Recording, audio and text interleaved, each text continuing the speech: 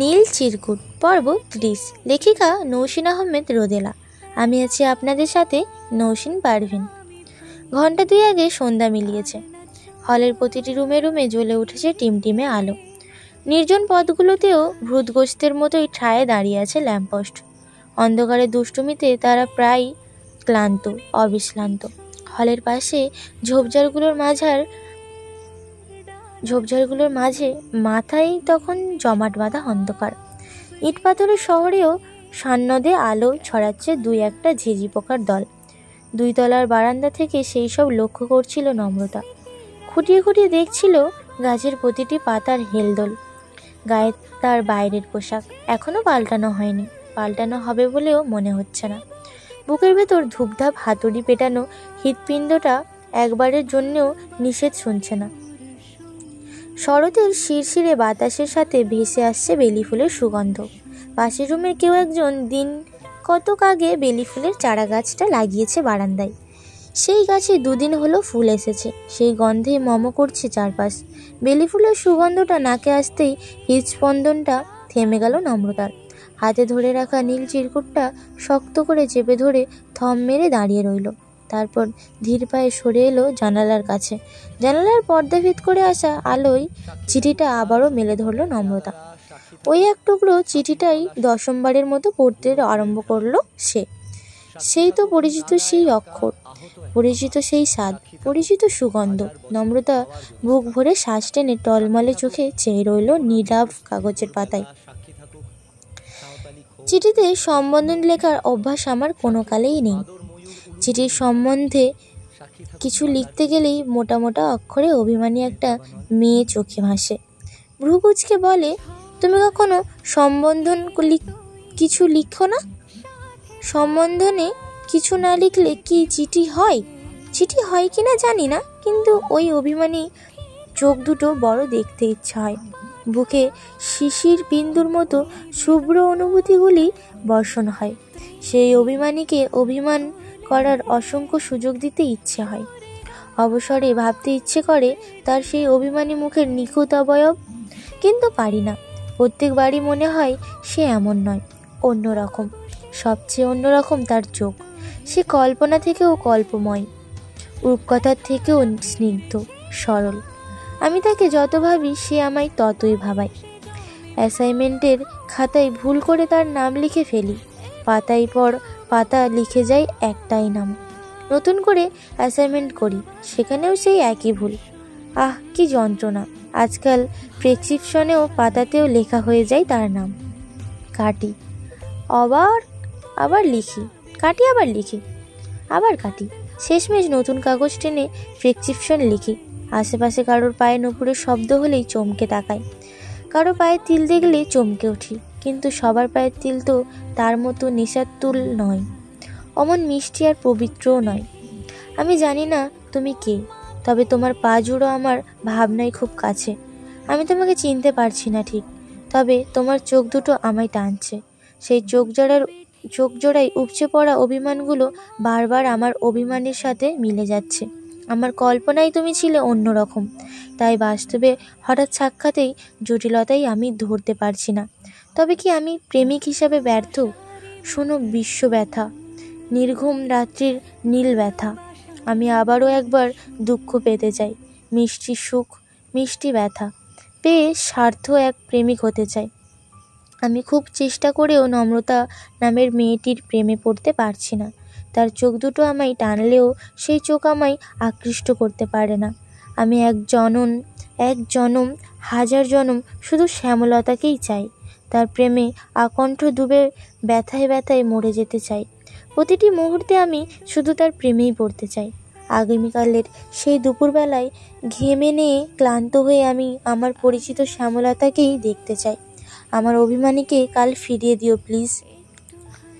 বিদ্রোহ। শ্যামলতাকে বলবে আমার শেষ চিঠির উত্তর সে দেয়নি, সেই উত্তরটা আমার চাই। চিঠিটা পড়া শেষ হতেই গাল বেয়ে গড়িয়ে পড়ল 2 ফোঁটা টসটসে জল। ঠোঁটের কোণে ফুটল প্রাপ্তি হাসি। সেই কতদিন পর ফিরে পেল সেই দম বন্ধ করা অনুভূতি। কিশোরী বয়সের অনুভূতিগুলো যৌবনেও কতটা তাজা, কত মিষ্টি, কত সুন্দর। প্রজ্ঞারও অনুভূতি নিয়ে বারান্দায় পা মুড়ে বসে পড়ল নম্রতা। দেয়ালে ঠেস দিয়ে চোখ বুঝল।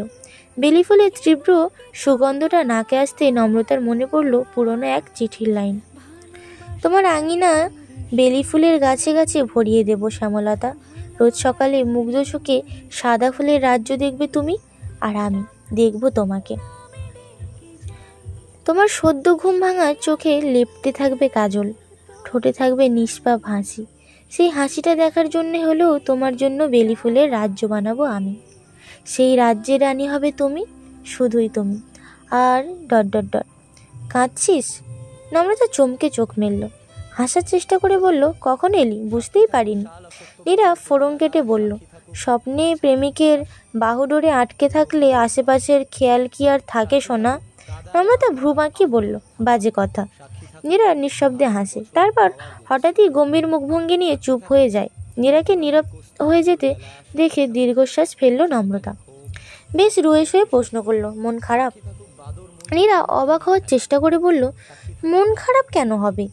নম্রতা কয়েক সেকেন্ড বিস্মিত চোখে তাকিয়ে থেকে বলল, ভাই তুই এত স্বাভাবিক থাকিস কিভাবে? রোবট তো নোস, তবুও অনুভূতি শূন্যের মতো ব্যবহার। নীরা হাসলো, দেয়ালে ঠেস দিয়ে আকাশের দিকে তাকালো। কিছুক্ষণ চুপ থেকে বলল, বাড়িতে খুব ঝামেলা হচ্ছে। কাকারা খুব বাজে বাজে কথা শোনাচ্ছে ভাই আর মাকে। পুরো পাড়া জুড়ে বিশ্রী একটা খবর ছড়িয়ে গিয়েছে। মা আমাকে খুব দ্রুত মরে যেতে বলেছে, ভাইয়া কথা বলা বন্ধ করে দিয়েছে। কাছের মানুষ, কাছের বন্ধুটি থেকে অপ্রত্যাশিত একটা ধাক্কা জুটেছে। এমন একটা পরিস্থিতিতে আমার কাছে দুটো পথ খোলা আছে নমু। এক, নিজের কপাল চাপড়ে কান্নাকাটি করা, নয়তো সিলিং ফ্যানের সাথে ঝুলে পড়া। দুই, নিজেকে এতটা শক্ত করা যাতে এই বিশ্ব বাক্যগুলো প্রতিবেলার খাবারের সাথে খুব সহজে হজম হয়ে যায়। সমাজের রীতিবাক্যগুলো ছুরির মতো ঢুকতে চাইলেও শরীরের প্রতিরোধে বারবারই ব্যর্থ হয়। আমি দ্বিতীয় অপশনটা চুজ করেছি। এই ব্যথাগুলো হজম করার চেষ্টা করছি। আমি যে পরিবার থেকে বিলং করি সেখানে এত ইমোশনাল থাকা উচিত নয়। কথাটুকু বলে থামলো নীরা। নম্রতার দিকে চেয়ে মৃদু হেসে বলল, আমাদের পৃথিবীতে খুব অন্যায় একটা নিয়ম আছে। সেই নিয়মের সাথেই বেঁধে গিয়েছে আমাদের ভাগ্য। এখানে কারোর জীবন থাকে সুখের ফুলে মোড়ানো, এরা কখনো সত্যিকারের দুঃখ সওয়ার সুযোগ পায় না। আবার কারোর জীবন থাকে দুঃখে মোড়ানো, এরা কখনো সত্যিকারের সুখ ফুলের সন্ধান পায় না। কল্পনায় সুখ ফুলের অবয়ব, একেই পার করে দেয় গোটা জীবন। নম্রতা চুপ করে রইল। নীরাও আর কথা বাড়ালো না, হঠাৎ করে নিজস্ব ভাবনায় ডুবে দিল। নম্রতা মৃদু কণ্ঠে বলল, অনন্তকে তুই ঘৃণা করিস না নীরু, ছেলেটা তোকে খুব ভালোবাসে বলেই ডট ডট ডট। নীরু তাচ্ছিল্যের হাসি হেসে বলল, অনন্ত আমায় ভালো না বাসলেই হয়তো সুখ ফুলের অবয়ব আঁকাটা খুব একটু সহজ হতো। সে জানে ভালোবাসার অর্থ পাওয়া, আর আমি জানি ভালোবাসার অর্থ দেওয়া। আফসোস, অনন্ত আমায় ন্যূনতম সম্মানটুকুই দিতে পারল না। নম্রতা ব্যস্ত হয়ে বলল, তুই যেমনটা ভাবছিস তেমনটা কিন্তু নয়। আমি মানছি ও ভুল করেছে, কিন্তু অপরাধটা যতটা ঘৃণাভাবে তোর সামনে এসেছে ততটা ঘৃণা কিন্তু নয়। অনন্ত নিজেকে সামলানোর চেষ্টা করেছিল, মেনে নেওয়ার চেষ্টাও করেছিল সবটা, কিন্তু সেদিন যখন তোর বিয়ের কার্ডের ছবি দেখাচ্ছিলিস তখন ওর মাথার খারাপ হয়ে যায়। আমি ওকে শান্ত করার জন্যই সত্যটা বলেছিলাম। আমি বলেছিলাম যে তুই ওকে ভালোবাসিস, কিন্তু পরিস্থিতির চাপে সেই ভালোবাসাটা তোয়াক্কা করছিস না, কষ্ট তুইও পাচ্ছিস। তাই ওর উচিত নিজেকে সামলে নেওয়া, যেমনটা তুই সামলে নিচ্ছিস। অনন্ত আমায় কথা বুঝেছিল, শান্তও হয়েছিল, কিন্তু আমি ক্ষুণাক্ষরেও চিন্তা করিনি যে ও এমন একটা কাজ করবে। আমি সরি দোস্ত। নীরা অবিশ্বাস্য দৃষ্টিতে তাকিয়ে থেকে বলল, তোকে আমি বিশ্বাস করেছিলাম নমু। নম্রতা অসহায় কণ্ঠে বলল, ভুল বুঝিস না প্লিজ। আমি তোকে হার্ট করতে চাইনি, আর না অনন্তকে চেয়েছি। কিন্তু অনন্ত তোর হবু বরের অফিসে গিয়েছিল, সেখানে গিয়ে ভদ্রলোককে খুবই নম্রভাবে বুঝিয়েছে সে তোকে ভালোবাসে, আর তুইও ওকে ভালোবাসিস। পরিবারের চাপে বিয়েটা তোকে বাধ্য হতেই মেনে নিতে হচ্ছে। প্রমাণ হিসেবে আমাদের একটা গ্রুপ ছবি দেখিয়েছে, সেখানে তুই আর অনন্ত পাশাপাশি দাঁড়িয়ে আছিস। আর একটা ছবি দেখিয়েছে যেখানে অনন্ত কাঁধে হাত রেখে হাস্যজ্জ্বল মুখে দাঁড়িয়ে আছিস তুই। দুটোই গ্রুপ ফটো ছিল। তোর নামে বাজে কিছু বলা তো দূর, তোর এক্সট্রা কোনো ছবি পর্যন্ত দেখায়নিও। অনন্ত আমাদের বন্ধু নীরু, তুই তুই একটা বার চিন্তা করে দেখ, অনন্ত, নাদিম, রঞ্জন এমন কিছু করতে পারে যার জন্য আমাদের সাফার করতে হবে? তখনও করেছিল এমন কিছু। ওই হারামি বেটা তার আর তোর ফ্যামিলিকে কি আলতু ফালতু বুঝিয়েছে আল্লাহ জানে। আজকালকার যুগেও যে এমন থার্ড গ্রেড মানসিকতার মানুষ থাকতে পারে তা ভেবেই অবাক হচ্ছি আমি। নীরা দাঁতে দাঁত চেপে বলল, এত ভালোবাসা দেখাতে বলেছিল তোদের? বিয়েটা আমি নিজের ইচ্ছাই করছিলাম নমু। অনন্ত কাজটা যেভাবেই করুক, ফলাফল তো একই, তাই না? নম্রতা হতাশ চোখে তাকালো, ব্যর্থ নিঃশ্বাস ফেলে ঘাড়টা হালকা কাত করলো, বলল, নিজের ভালোবাসা পাওয়ার জন্য শেষ চেষ্টা করার অধিকার তো সবার আছে নীরু। অনন্ত তোর বন্ধু বলে তার থেকে তুই হাই লেভেলের কিছু এক্সপেক্ট করতে পারিস না। সে ছেলেটা চারটা বছর থেকে তোর জন্য অপেক্ষা করছে। তার কাছে সব কিছু মুখ বুজে সহ্য করে নেওয়ার ক্ষমতা আশা করলেও চলবে না। তুইও জানিস অনন্ত রাগ বরাবরই বেশি। ও যে রাগের মাথায় কিছু ... নীরা ফুঁসে উঠে বলল, তাহলে তুই বলতে চাইছিস কি অনন্ত আমার সাথে যা করেছে তা কম হয়ে গিয়েছে? তুলে নিয়ে ধর্ষণ করলে পারফেক্ট কিছু হতো, অথবা অ্যাসিডে ঝলসে দেওয়াটাই এক্সপেক্ট করছিলিস তুই? নম্রতা প্রতি উত্তরে কিছু বলার আগে উঠে চলে গেল নীরা। নম্রতা হতাশ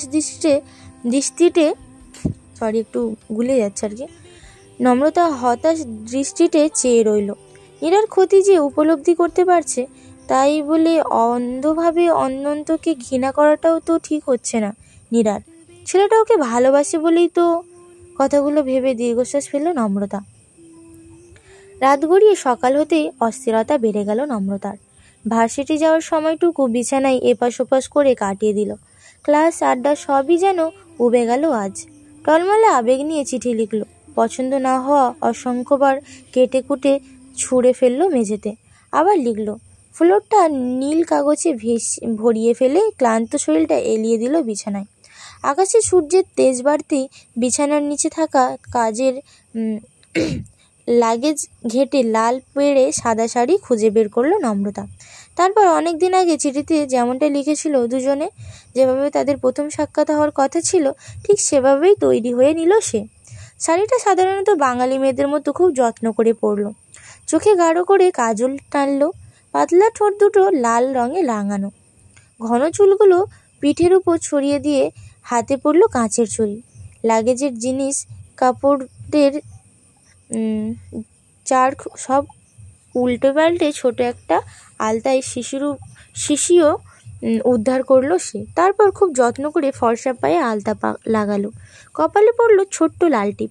কানে ঝুমকো পড়তেই ঘড়ির কাঁটা 12টার ঘরে এসে ঠেকলো। সাথে সাথে নম্রতার ফোনে মেসেজ টুং বাজলো। আরফানের দেওয়া ছোট্ট একটি বার্তা, অপেক্ষা করছি। এতক্ষণ শান্ত থাকলেও শেষ মুহূর্তে এসে নার্ভাস হয়ে পড়ল নম্রতা। হাত পা কাঁপতে লাগলো। অস্বস্তির আর লজ্জায় টিপ টিপ করতে লাগলো বুক।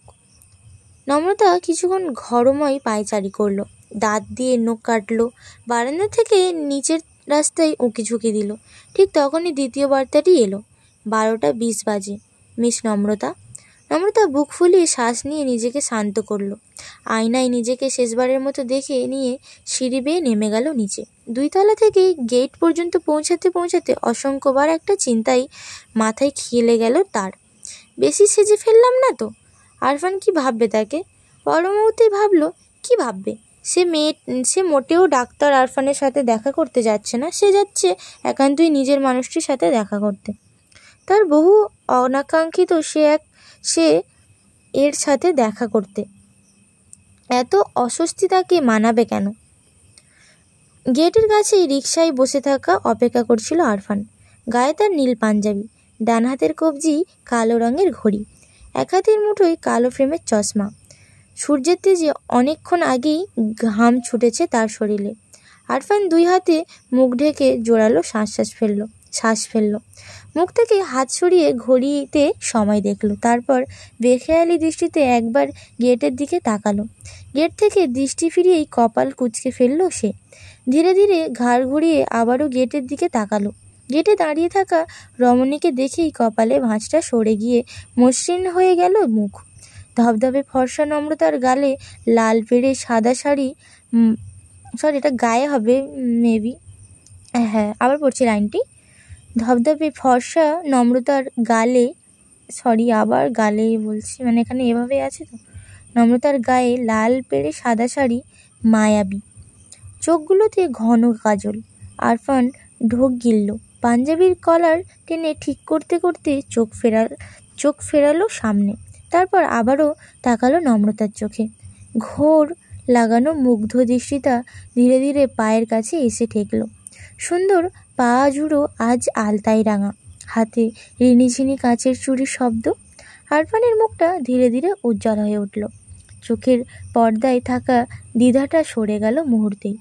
রিকশার একপাশে সরে বসে নির্বিকার কণ্ঠে বলল, উঠে আসুন, এত রোদ, গরমে মারা যাচ্ছি। আরফানের নির্বিকার কণ্ঠে চোখ তুললেই তাকালো নম্রতা। দ্রুত চোখ নামিয়ে নিয়ে রিকশায় উঠে বসলো। রিকশায় উঠতে গিয়েই বাহুতে বাহুতে স্পর্শ লাগলো দুজনার। আরফান এবার আর আগের মতো সরে বসলো না, দীর্ঘক্ষণ নীরব থেকে বলল, 30 মিনিট অপেক্ষা করালেন আমায়। নম্রতার কাট জবাব, 30 মিনিটেই ক্লান্ত? মেয়েরা চাইলে 4 বছরও অপেক্ষা করতে পারে অনন্ত জীবন। আচ্ছা, 4 বছরে কত মিনিট হয় জানেন? 4 বছরে হয় 20,73,36 মিনিট। সেই হিসেবে 30 মিনিট খুবই অল্প, তাই নয় কি? আরফান জবাব দিল না, চোখ ফিরিয়ে অন্যদিকে তাকালো। ছোট একটা শ্বাস টেনে নিয়ে নম্রতার চোখে চোখ রাখলো। গাঢ় কণ্ঠে বলল, অপেক্ষা কি সবসময় এক পক্ষপাতই হয়? নম্রতা ভ্রু বাঁকিয়ে তাকালো, হয় না? আরফান নিশ্চুপ চেয়ে রইল নম্রতার চোখে। খুবই সাধারণ মুখটিতে জলজল করা অভিমানী চোখ দুটোতে আকণ্ঠ ডুবে গিয়ে হঠাৎই বলল, আপনাকে দুটো বিষয় জানিয়ে রাখা আমার কর্তব্য। প্রথমত, আপনার অতি শীঘ্রই হয়ে যাওয়া বিয়েটা কখনোই হচ্ছে না। দ্বিতীয়ত, সন্ধ্যার আগে আপনার হলে ফেরাটাও হচ্ছে না। আরফানের কথায় প্রগাঢ় অধিকারবোধের ছাপ পেয়ে ভীষণ অবাক হলো নম্রতা। মনের সুপ্ত কোনো গহরে বয়ে গেল ভালো লাগার হাওয়া। আনন্দে নাকি বিস্ময়ে হতভম্ব হয়ে জানা নেই নম্রতার। ক্ষণকাল নিশ্চুপ চেয়ে থেকে বলল, ডক্টর আরফান, আপনি? আরফান তাকিয়েই ছিল, চোখে তার চঞ্চল দৃষ্টি। নম্রতাকে মাঝপথে থামিয়ে দিয়ে একদম অন্যরকম কণ্ঠে বলল, নিষ্প্রভ। নম্রতা একদম ক্ষীণ কণ্ঠে আওড়ালো, নিষ্প্রভ? আরফানের চোখে খেলে গেল তৃপ্তির হাসি। খোশ মেজাজি কণ্ঠে বলল, কিছু কিছু মানুষের কণ্ঠে আমার নামটা একটু বেশি মিষ্টি লাগে। মানে নিঃস্বপ্রভ ওটা আর কি। এক্ষেত্রে ক্রেডিটটা আপনার নামের নাকি বিশেষ কারোর কণ্ঠে, ঠিক বুঝতে পারছি না। তারপর বাচ্চাদের মতো খুব ছেলে মানুষই কণ্ঠে জানতে চাইল, আপনি বুঝতে পারছেন? এই পর্যন্তই ছিল নীলচিরকুট পর্ব 30। পরবর্তী পর্বগুলো শোনার জন্য চ্যানেলে চোখ রাখুন।